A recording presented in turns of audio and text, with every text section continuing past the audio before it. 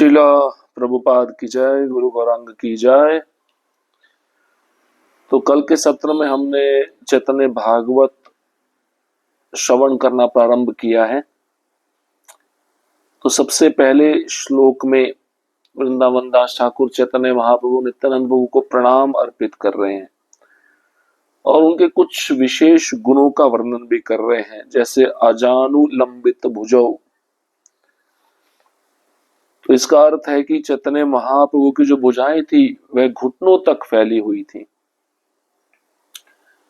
तो महापुरुषों की भुजाएं भी घुटनों तक फैली हुई होती हैं।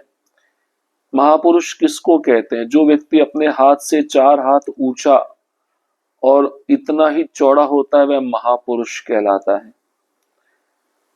इसके पश्चात कनकावदातो, इसका अर्थ है वे आध्यात्मिक सौंदर्य के स्रोत हैं, सभी भक्तों के आश्रय हैं, विषय विग्रह हैं और सभी जीवों को आकर्षित करते हैं। संकीर्तनैक पितरो, नित्यानंद प्रभु चैतन्य महाप्रभु जो भगवान नाम का सामूहिक कीर्तन है उसके प्रवर्तक हैं, उसके पिता हैं। तो संकीर्तन के माध्यम से ही उनकी पूजा की जाती है और जो लोग संकीर्तन के माध्यम से चैतन्य महाप्रभु नित्यानंद प्रभु की पूजा करते हैं वह निस्संदेह भाग्यवान हैं। अब इस श्लोक के कुछ और शब्दों का अर्थ बताया गया, उस पर थोड़ा नजर डालते हैं। विश्वम्भरो, यह विश्वम्भर शब्द के द्विवचन का प्रयोग करते हुए विश्वरूप और विश्वम्भर इन दोनों का संकेत मिलता है। श्री गौर और नित्यानंद दोनों विष्णु तत्व हैं और उन्होंने पवित्र भगवान नाम के उच्चारण के माध्यम से संपूर्ण विश्व में भगवत प्रेम का वितरण किया, इसलिए उन्हें विश्वम्भर के रूप में जाना जाता है। श्री नित्यानंद और श्री विश्वरूप एक हैं। अतः इस ग्रंथ की आदि खंड 4 अध्याय 47वां 48वां 49वां श्लोक संख्या देखने योग्य है। श्री कृष्णदास कविराज गोस्वामी ने श्री चैतन्य चरितमृत आदि लीला 3 अध्याय 32 और 33 श्लोक में इस प्रकार लिखा है। प्रथम लीलायतार विश्वम्भर नाम, भक्ति रसे भरिल घरिल भूत ग्राम। अपनी प्रारंभिक लीलाओं में वे विश्वम्भर नाम से जाने जाते हैं क्योंकि वे संसार को भक्ति रूपी अमृत से आप्लावित कर देते हैं और इस तरह जीवों का उद्धार करते हैं। लुब्रिता तुर अर्थ पोषण धारण, कुशील धरिण प्रेम दिया त्रिभुवन। लुब्रुज क्रिया धातु जो विश्वम्भर शब्द का मूल है, पोषण तथा पालन की सूचक है। वे चैतन्य महाप्रभु भगवत प्रेम का वितरण करके तीनों लोकों का पालन पोषण करते हैं। वेद में भी विश्वम्भर शब्द का संदर्भ प्राप्त होता है। विश्वम्भर विश्वेन मां भरसा पाही स्वाहा। हे विश्वम्भर ब्रह्मांड के धारण करता, कृपया ब्रह्मांड को बनाए रखकर मेरी रक्षा करें।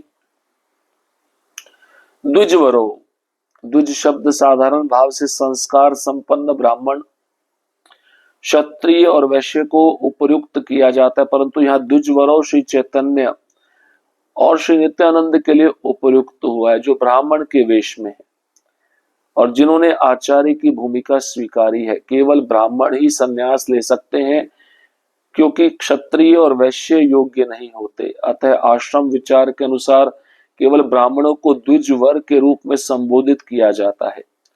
श्री गौर और श्री नित्यानंद दोनों ने जगत गुरु आचार्य की भूमिका निभाई और इस जगत के लोगों को भगवत भक्ति की शिक्षा दी, इसलिए वे ब्राह्मणों के मध्य ब्राह्मण कुल चूड़ामणि हैं। इस अवतार में वे स्वयं को ग्वाल बाल गोप जाति नहीं मानते और न ही गौड़ उड़ीसा में किसी गोप वधु के संग रास लीला की तरह लीला करते हैं। यदि कोई वृंदावन की माधुर्य लीला और नवदीप की औदार्यमय लीलाओं के पार्थक्य को ध्वंस करेगा तब रसाभास और सिद्धांत विरोध आ जाएगा, जिससे वह श्री वृंदावन दास ठाकुर एवं श्री रामानंद राय के चरणों में अपराधी होकर नरक में पतित होगा। एक और विचार से द्विजवरौ शब्द से द्विज राजौ अर्थात एक ही काल में एक साथ दोनों पूर्ण चंद्र उदित हुए हैं। युग शब्द की व्याख्या इस प्रकार की गई है, एक महायुग में 4,32,000 सौर वर्ष पृथ्वी के वर्ष होते हैं।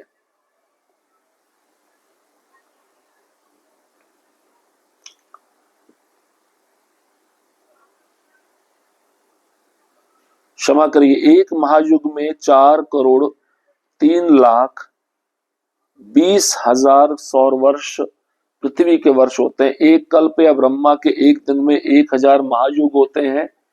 ब्रह्मा के एक दिन में 14 मनु हैं, जिनमें से प्रत्येक 71 ऐसे युगों के लिए शासन करते हैं। एक महायुग के 10 भाग का एक भाग कलयुग, 10 भाग का 2 भाग द्वापर युग, 10 भाग का 3 भाग त्रेता युग और 10 भाग का 4 भाग कृतयुग सत्ययुग है।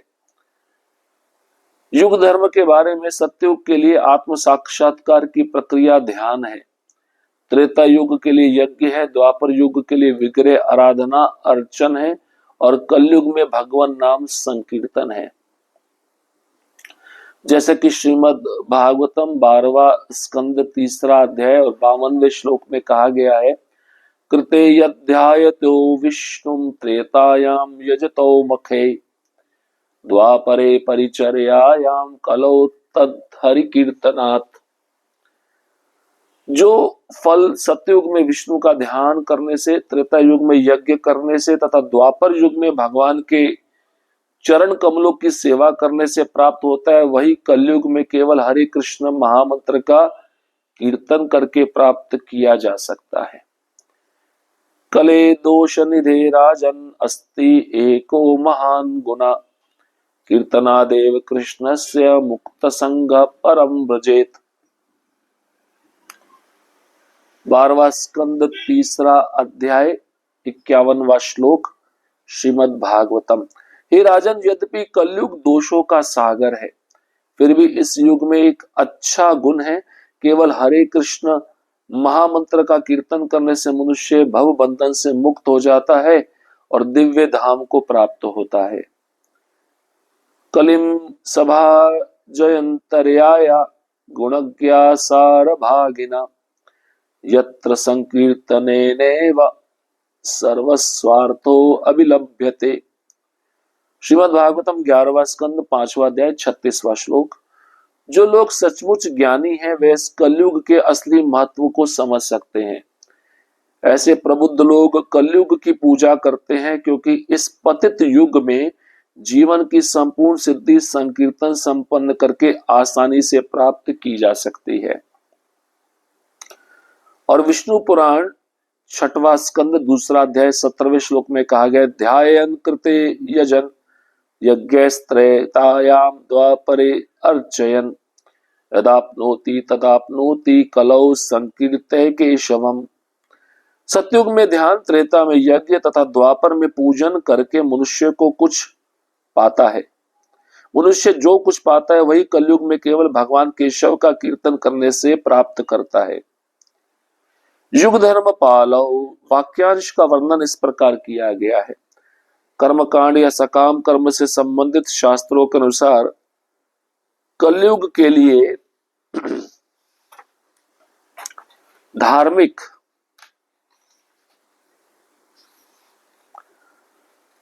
सिद्धांत दान है, लेकिन युग धर्म के अनुरक्षक के रूप में महावदन्य श्री गौर और श्री नित्यानंद कृष्ण नाम संकीर्तन के प्रवर्तक हैं।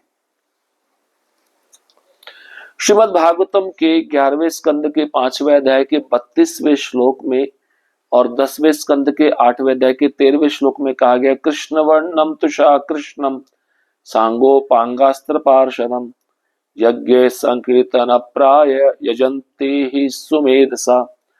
कलयुग में बुद्धिमान व्यक्ति ईश्वर के उस अवतार की पूजा करने के लिए सामूहिक कीर्तन संकीर्तन करते हैं, जो निरंतर कृष्ण के नाम का गायन करता है। यद्यपि उसका वर्ण श्यामल कृष्ण नहीं है, किंतु वह साक्षात कृष्ण है।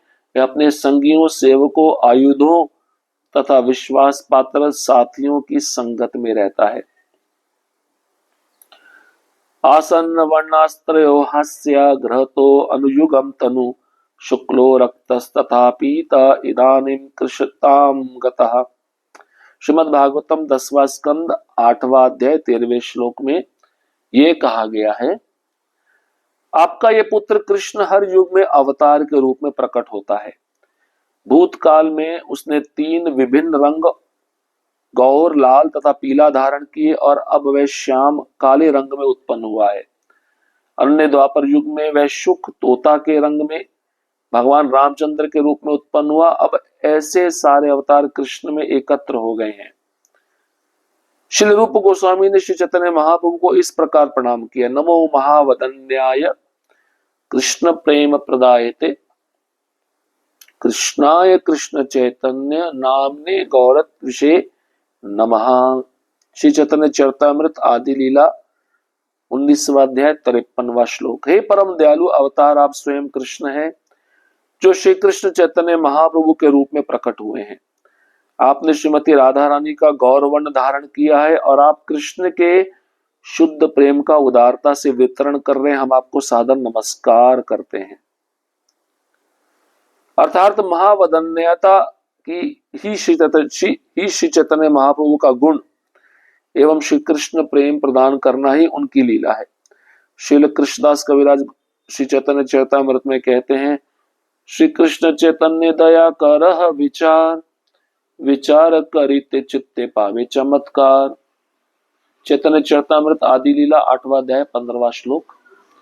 यदि आप सचमुच तर्क में रुचि रखते हैं तो इसका प्रयोग श्री चैतन्य महाप्रभु की कृपा पर कीजिए। यदि आप करेंगे तो पाएंगे कि यह अत्यंत अद्भुत है।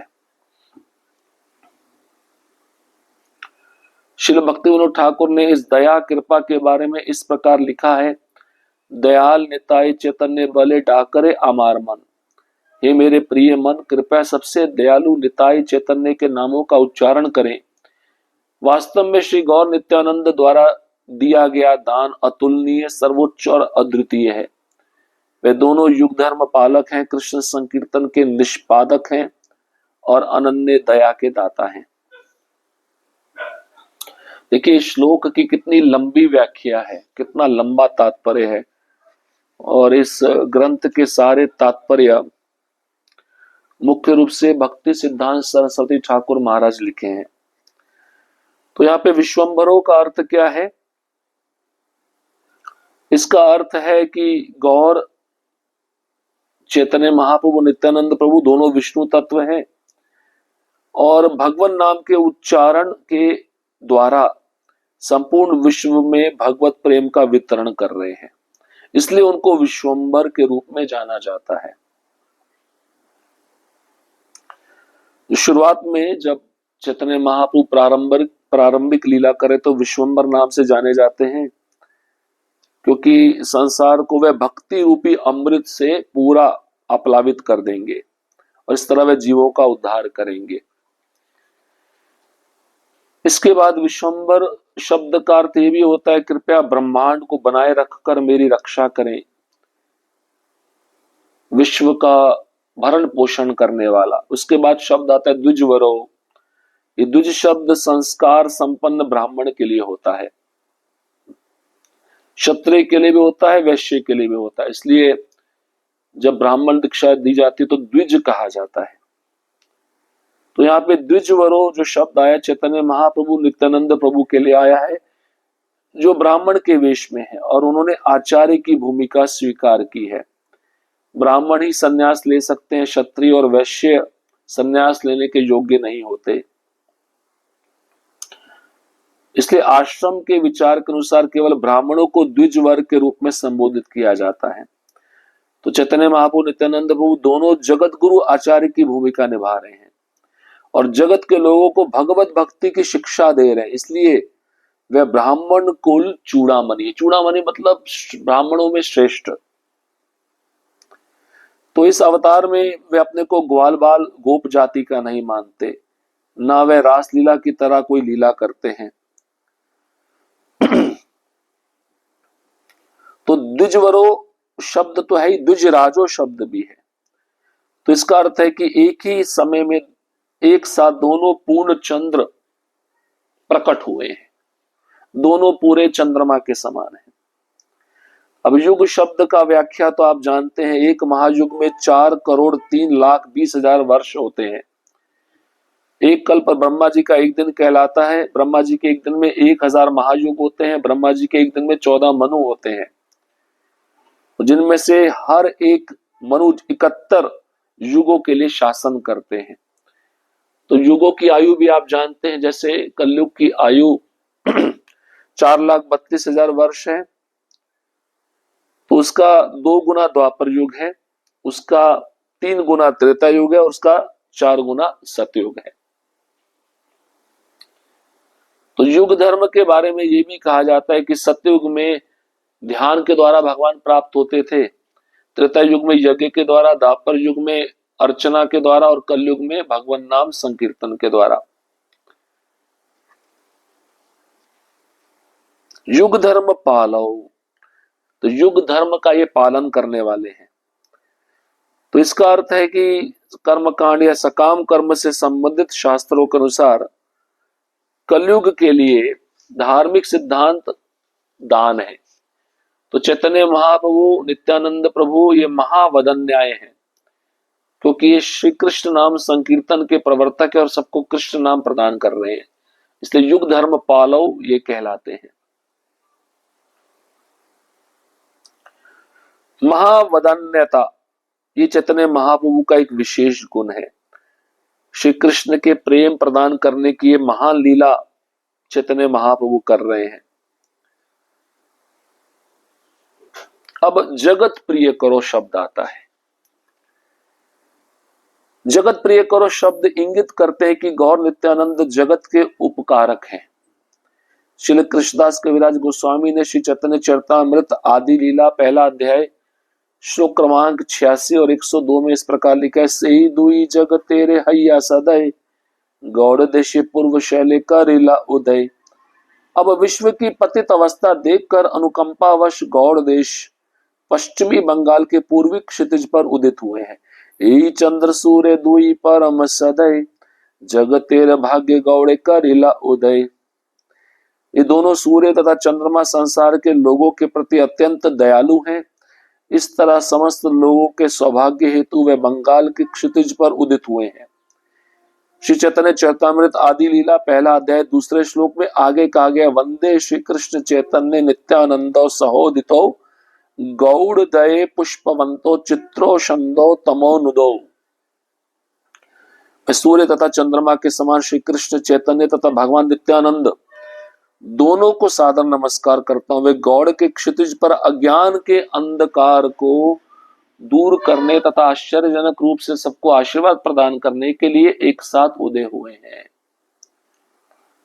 करुणा अवतारो दो दयालु अवतार। अतः श्री रूप गोस्वामी ने श्री चैतन्य महाप्रभु के करुणा अवतार के संबंध में अपनी कृति विदग्ध माधव नाटक के प्रारंभ में अनर्पितम चरिम चिरात करुणावतीर्ण कलो श्लोक लिखा है। श्री कृष्णदास कविराज गोस्वामी ने श्री चैतन्य चरितामृत में लिखा है, आदि लीला 5वां अध्याय श्लोक क्रमांक 207, 208, 216। ए मन निग्रहण मोरे केवा कृपा करे, एक नित्यानंद बिनु जगत भीतरे। इस जगत में नित्यानंद के बिना मुझ जैसे घृणास्पद मनुष्य पर कौन अपनी दया प्रदर्शित कर सकता था। प्रेमे मत नित्यानंद कृपा अवतार, उत्तम अधम किछु न करे विचार। चूंकि वे प्रेमावेश में मत रहते और कृपा के अवतार हैं, अतः वे अच्छे बुरे में भेदभाव नहीं करते। नित्यानंद दया मोरे तारे दिखाईला, श्री राधा मदन मोहन प्रभु करी दिला। प्रभु नित्यानंद की कृपा ने मुझे श्री मदन मोहन का दर्शन कराया और श्री मदन मोहन को मेरे प्रभु तथा स्वामी के रूप में मुझे प्रदान किया। तो यहाँ पे जगत प्रिय करो शब्द का अर्थ है कि गौर नित्यानंद जगत के उपकारक हैं। ये उपकार करने के लिए आए हैं जगत पे।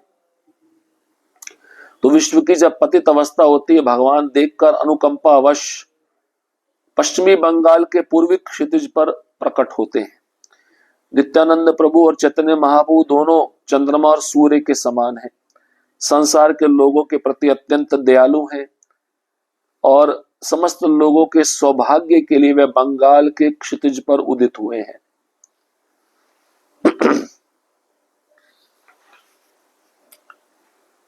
करुणावतारों का अर्थ है दो दयालु अवतार।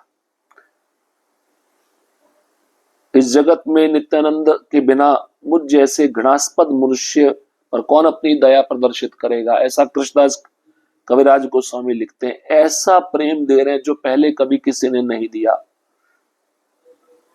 प्रेमावेश में वे मत्त रहते हैं, कृपा के अवतार हैं, अच्छे बुरे में भेदभाव नहीं देखते। तो प्रभु नित्यानंद की कृपा ने मुझे मदन मोहन का दर्शन कराया और मदन मोहन को मेरे प्रभु तथा स्वामी के रूप में मुझे प्रदान किया। ऐसा कृष्णदास कविराज गोस्वामी कहते हैं। तो ये पहले श्लोक की व्याख्या खत्म हुई है। अब दूसरा श्लोक हम अगले सत्र में सुनेंगे। हरे कृष्णा कृष्ण कृष्ण हरे हरे, हरे राम राम राम हरे हरे। श्रील प्रभुपाद की जय, गुरु गौरांग की जय।